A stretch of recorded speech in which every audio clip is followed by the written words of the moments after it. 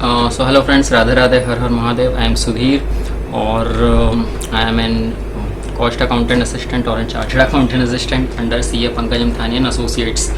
सो आइए बात कर लेते हैं कि अगर आपके पास कोई कंपनी का डेटा है, फॉर एग्जांपल आपके पास टाटा का है, मारुति सुजुकी का है, हुंडई का है, महिंद्रा का है, आयशर का है, किसी का भी डेटा है, तो उससे हम कैसे एनालिसिस कर सकते हैं? क्या हम उस चीज़ से पता लगा सकते हैं या क्या वो चीज़ कर सकते हैं? हम देख सकते हैं कि हमारे पास कितने एसेट्स हैं, कितनी लायबिलिटीज़ हैं, हमारा कैश फ्लो कैसा है, हमारी फाइनेंशियल पोजीशन कैसी है, कंपनी जो है इस मतलब सिचुएशन में है कि नहीं, वेदर इट हैज़ टू पे अवर डेब्ट्स और नॉट। कंपनी के पास इतना सफिशिएंट पैसा है कि उसने जिससे बोरोइंग्स करी है और उस कंपनी ने जिससे बोरोइंग्स करी है, लोन्स लिया, एडवांसेस लिया, उसको पे करने की क्षमता है कि नहीं, उसमें इतनी कैपेसिटी है कि नहीं। तो वो सारी चीज़ें हम कैसे देखेंगे? बैलेंस शीट से। कंपनी का नेट प्रॉफिट कितना है, ग्रॉस प्रॉफिट कितना है, कौन सी चीज़ को हम किस तरीके से एनालिसिस करेंगे, तो वो सारा दुनिया भर का आज हम इसमें देखेंगे। सो चलिए स्टार्ट करते हैं, लेट्स बिगिन फटाफट से। और ये सारा जो प्रोजेक्ट है वो 12th जो स्पेशली जो स्टूडेंट है उनके लिए है और बीकॉम और एमबीए वालों के लिए भी मैंने सारी डिस्कस करते हैं किस तरीके से कैसा होता है। तो चलते हैं अपने पेज पर, मतलब सॉरी कंपनी पर। सो ये रहा। सो आप देख सकते हो, सबसे पहले तो भाई ये जो मूर्ति बन के खड़े हैं, ये गधे ढक्कन जैसे, ये ग्रुप एग्जीक्यूटिव के बोर्ड मेंबर्स हैं। इसमें कुछ महिलाएं भी और आपको मित्रगण जो दिख रहे होंगे, बहुत अच्छे से जेब में हाथ डाल वाल के खड़े हैं, ठीक है, खड़े हैं, ठीक है। तो ये चीज़ें, ये आपके सीईओ और ग्रुप सब मिल जाएगा आपको नेट में, ये सब मुझे बताने की ज़रूरत नहीं है, फिर भी थोड़ा सा बता देते हैं। ये देख रहे होंगे महिंद्रा की थार, जो कि बहुत फेमस है, आजकल सबके पास है। अवार्ड्स एंड एक्लोइड्स, मतलब आपको किसने कब अवार्ड दिया, कब दिया, वो सारा आप देख सकते हो, ठीक है। ये जो है कंपनी किस देशों में, मतलब जो कंपनी का जो नेटवर्क है, जो एरिया है, वो किस किस देशों में फैला, वो भी देख सकते हो। इटली है, यूएस है, चाइना, भाई बहुत सारी कंट्रीज़ में, यूरोप में, जापान में, अफ्रीका में भी चलती है महिंद्रा की गाड़ी, ठीक है।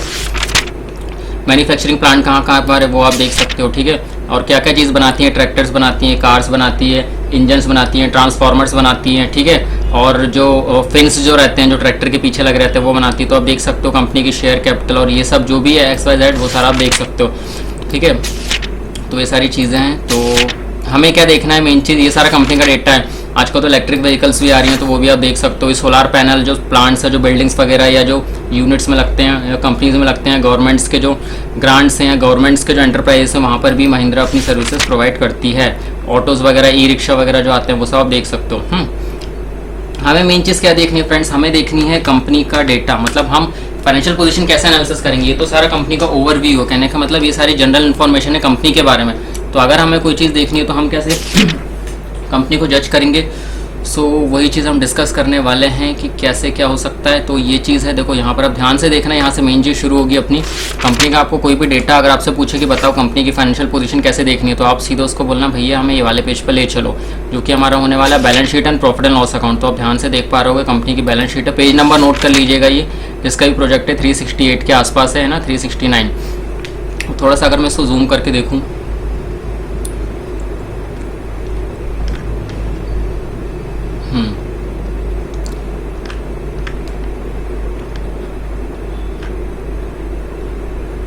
तो थोड़ा सा उसको अगर जूम करके देखेंगे तो एक मिनट,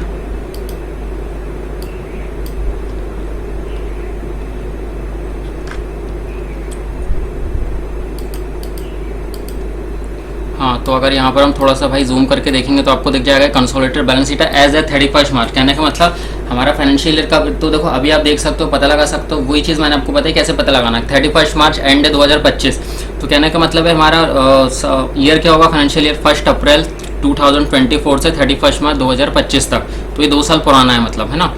तो देख लेते हैं कैसा कैसा है। तो देखिए यहाँ पर आप देख सकते हो कुछ एसेट्स हैं हमारे, property plant and equipment, capital work in progress, ठीक है। और ये हमारे कुछ करंट एसेट्स है। तो करंट एसेट्स का टोटल ये है। करंट लायबिलिटी का आपने पढ़ा होगा करंट रेशियो क्या होता है। तो current ratio current assets upon current liability. तो हमारे करंट एसेट्स हैं, ठीक है फ्रेंड्स। ये कहाँ पर देखोगे? बैलेंस शीट में देखोगे। और हमारी करंट लायबिलिटीज़ क्या है? यहाँ पर है करंट लायबिलिटीज़, आप देख सकते हो। ये हमारी करंट लायबिलिटीज़ है 90,32201। ये नहीं है 277, ये तो टोटल लायबिलिटीज़ है, मतलब नॉन करंट, मतलब लॉन्ग टर्म लायबिलिटी और टोटल लायबिलिटी का जो टोटल है वो ये है। हमें सिर्फ क्या देखना है? करंट लायबिलिटी देखनी, तो हम यहाँ पे देखेंगे, ठीक है।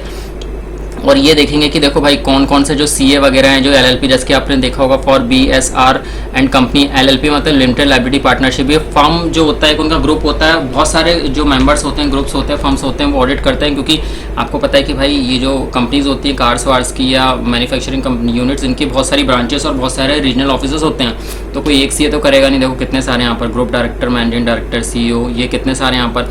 ये कोई है किसने जो ये जो चीज़ तैयार करी हो, एनुअल रिपोर्ट्स किसने बनाई है आप देख सकते हो। अगर कोई आपसे पूछे कि who prepare the annual report से ऑडिट रिपोर्ट, आपके बोलोगे चार्टर्ड अकाउंटेंट। और ये चार्टर्ड अकाउंटेंट कौन है, जिन्होंने बनाई है, वेंकट रमनन विश्वनाथ, शायद से साउथ इंडियन है, तमिलनाडु से होंगे। तो ये पार्टनर है, इनका ये मेंबरशिप नंबर है। अगर कोई भी सीए बन जाता है तो उसको मेंबरशिप नंबर ही मिलता है। ये मेंबरशिप नंबर है, वेंकट रमन विश्वनाथ, ये उन्होंने जो है करा है। ये देखो लिखा भी यहाँ पर chartered accountant, firm registration number ये है। तो कोई भी सी अगर ऑडिट करता है तो उसको अपना फर्म नंबर देना पड़ता है, रजिस्ट्रेशन नंबर देना पड़ता है, अपना बीएस नंबर देना पड़ता है, आपका मेंबरशिप नंबर देना पड़ता है। तो वो सारी इन्फॉर्मेशन है सीए के बारे में। कहने का मतलब जो भी ये फाइनेंशियल जो डेटा बनाया है, trading account, profit and loss account, balance sheet, वो सीए ने बनाया है, ठीक है। तो ये चीज़ है। तो यहाँ से हम देख सकते हैं इन्फॉर्मेशन, जैसे कि आप देख सकते हो, ठीक है। तो हमने यही पढ़ा था एसेट्स में भाई, नॉन करंट एसेट मतलब फिक्स्ड एसेट्स, करंट एसेट्स, ये देख सकते हो, ट्रेड, इन्वेस्टमेंट, ठीक है, trade receivable, cash and cash equivalent, यहाँ पे अदर जो एसेट्स हेल्ड फॉर सेल, यहाँ पर ये चीज़ है ना। करंट लायबिलिटी, बोरोइंग्स देख सकते हो यहाँ पर, लीज लायबिलिटी, ट्रेड पेबल्स मतलब बिल्स पेबल होता है, अगर आप देख पा रहे होगे, ठीक है। तो आउटस्टैंडिंग जो एक्सपेंसेस होते हैं लिखा ना, टोटल आउटस्टैंडिंग ड्यूज वगैरह, तो वो सारी चीज़ यहाँ पर है, ठीक है। तो ये सारी चीज़ें हैं। और अगर हम थोड़ा सा और आगे चल के देखें तो भाई ये हमारा प्रॉफिट एंड लॉस अकाउंट है। और इसको भी हम थोड़ा सा जूम करके देखें,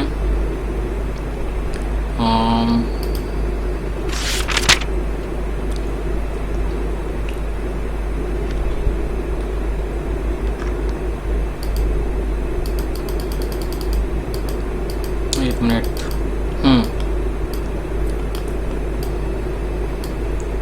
तो हम इसको भी अगर थोड़ा सा जूम करके देख लो, देखो देख सकते हो रेवेन्यू फ्रॉम ऑपरेशन, जो आपने पढ़ा होगा, याद आया होगा कंपैरेटिव स्टेटमेंट्स में।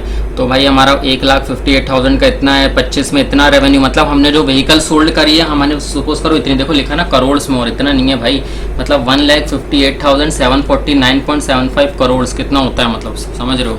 ये डेटा है हमारा, मतलब रेवेन्यू जो सेल करके जो इनकम हुई, मतलब इनकी जितनी भी कार्स वार्स सेल हुई है 2025 में वो इतनी है, और 2024 में इतनी है। मतलब 2025 में ज़्यादा सेल हुई है, कितनी सेल हुई है, कम से कम 20,000 करोड़ के आसपास ज़्यादा सेल हुई है। देखो यहाँ पर, ये देखो, ये माइनस करोगे ना 158,749 में से 138,279 में को, तो आपको डिफरेंस पता चल जाएगा 2025 से, मतलब जो अभी लास्ट ईयर ही जो निकला है उसमें इतनी कार सेल हुई है। और एक्सपेंसेस देख सकते हो, हमने पढ़ा है क्या बोलते हैं ये, आप ग्रॉस प्रॉफिट निकालते हो तो ग्रॉस प्रॉफिट किस तरीके से निकालोगे भाई, हमारी जो कॉस्ट है, मतलब कहने का मतलब है कार बनाने के लिए कौन कौन से इनको एक्सपेंसेस की ज़रूरत पड़ेगी। उन्होंने मटेरियल खरीदा होगा, जैसे कि मैंने आपको बताया था पहले, मटेरियल खरीदा होगा, तो भाई इतने का मटेरियल खरीदा है, इतना कुछ एक्स्ट्रा जो रॉ मटेरियल है या जो स्टॉक है वो और परचेज करा होगा, तो हमारा टोटल कितना हो गया, कॉस्ट ऑफ गुड्स सोल्ड, ये 2 हो गया। ये हमारे कॉस्ट ऑफ गुड्स सोल्ड में आएंगे नहीं, employee benefit expense, finance cost, depreciation, तो ये कोई रिलेवेंट नहीं है। तो कहने का मतलब सेल्स में से हम सीपी माइनस करेंगे। सीपी का मतलब होता है कॉस्ट, मतलब उनकी लागत कितनी लगी है या उनका खर्चा कितना हुआ है किसी यूनिट को, किसी चीज़ को बनाने के लिए। सपोज करो वो कोई ट्रैक्टर बना रहे हैं, अपनी कार्स वगैरह बना रहे हैं, सोलार बना रहे हैं, तो टोटल रेवेन्यू उनकी इतनी हुई है, उसमें से इतना खर्चा हो गया। तो टोटल खर्चा कितना हुआ तो हम कहाँ देखेंगे भाई, देखो, और इनकम और एक्सपेंस जो होते हैं वो हम प्रॉफिट एंड लॉस में देखेंगे फ्रेंड्स। देखा है ना, consolidated statement of profit and loss for the year and 31 मार्च। जितने भी फाइनेंशियल स्टेटमेंट है सारे 31 मार्च को ही बनेंगे, क्योंकि ये जो एनुअल स्टेटमेंट है, जो ऑडिट वाली जो चीज़ हम देख रहे हैं, कंपनी का हम एनालिसिस करना है, ये 1 अप्रैल 2024 से लेकर 31 मार्च 2025 तक कर रहे हैं, मतलब 2 साल पुराना है ये डेटा, ठीक है।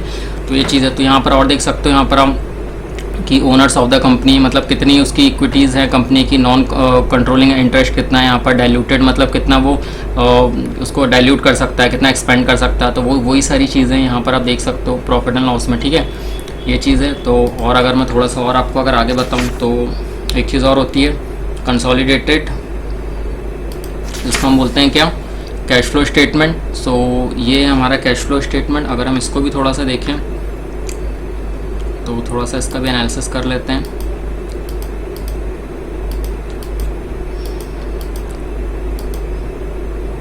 ओके, तो कैश फ्लो में हम ये देख सकते हैं कि भाई हमारे पास पहले जो प्रॉफिट था कितना था 17,542, फिर इतना हमने उसमें 2025 का है, मतलब एक साल। देखो हम कोई भी चीज़ कंपेयर करते हैं ईयर वाइज करते हैं, तो कहने का मतलब ये हम ये जो डेटा है हमारा, ये जो कंपनी हमें ये बता रही है कि भाई हमारा 2024 में इतना डेटा था, 2025 में इतना डेटा है। अब आप कंपेयर कर लो। तो अगर मैं मोटा मोटा मतलब ऐसा थोड़ा सा बताऊं ओवरव्यू टाइप का, तो profit before share of profit of associates and joint venture and tax 17,000 है और इसमें 14,000 के आसपास है। मतलब 3,000 कितना है, कम था, इसमें 3,000 बढ़ गया। ठीक है, मतलब इनका प्रॉफिट थोड़ा बढ़ गया, कितना 17,542 के आसपास।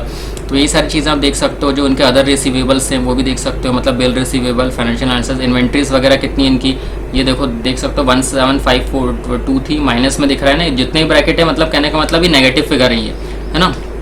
तो ये चीज़ है। और cash flow from operating activity, operating activity का मतलब यहाँ पर देखो नेट जो आया है 5629.95 आया और 3175.81 आया। कहने का मतलब है ये चीज़ यूज़ हुई है, यूज़ हुई मतलब इनका पैसा इसमें लगा है। जो चीज़ माइनस में आपको दिख रही है मतलब उतना पैसा लगा है। क्योंकि कैश फ्लो स्टेटमेंट का मतलब क्या होता है friends, cash flow statement is statement which shows the cash inflow and outflow of the business या कंपनी। किसी भी कंपनी का आउटफ्लो या इनफ्लो जो है हमें कैश फ्लो स्टेटमेंट से पता लगता है। अगर नेगेटिव आ रहा है तो इसका मतलब उन्होंने अलग से और ज़्यादा पैसा दिया है। किस किस चीज़ में दिया हो सकता है, उनका कुछ ज़्यादा खर्चा हुआ हो। फॉर एग्जांपल हम बैंक स्टेटमेंट देखते हैं, तो हम बैंक स्टेटमेंट देखते हैं तो हम उसमें देखते हैं हमारे पास कितना पैसा आया कितना गया है। तो जो आया है वो ग्रीन में होता है, जो गया है वो रेड में।